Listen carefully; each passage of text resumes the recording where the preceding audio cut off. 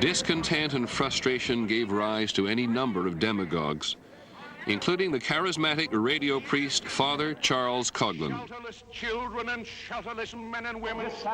Dr. Francis Townsend, self-proclaimed advocate for the elderly, radical spellbinders who claimed the New Deal was dying.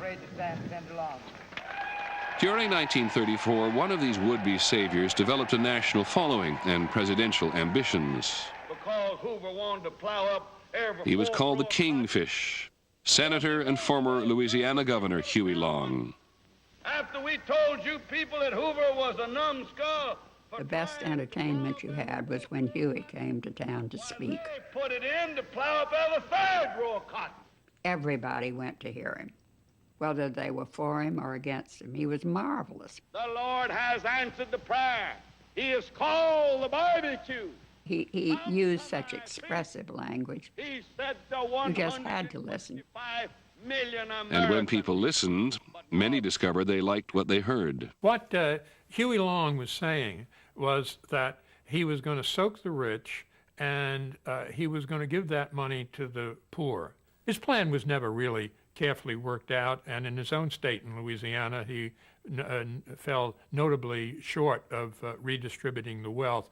But it had a kind of direct appeal that the more complex programs of the New Deal lacked, and also provided a focus for the animus against the rich that had been building during the years of the Great Depression. Long promised every American a house, a car, a radio. In return, he wanted power. Absolute power. You couldn't do anything in Louisiana unless you got his okay. He was vicious. And if you told him no, he'd knock you down. He had built up a private police force.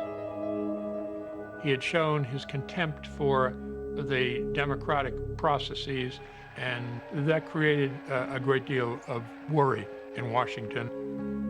Not just Southerners, but Midwestern farmers and New York factory workers were joining Long Share Our Wealth clubs. By 1935, Franklin Roosevelt was privately calling Huey Long the most dangerous man in America. They sat up and called General Hugh S. Johnson down here to take charge of that. When you have food riots, you have the makings of a dictatorship. Don't think you wouldn't do it too. You might vote the wrong way. He rose on the votes of the people, and Huey Long was rising on the votes of the people too.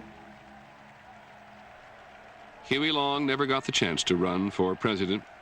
He was cut down by an assassin in September 1935.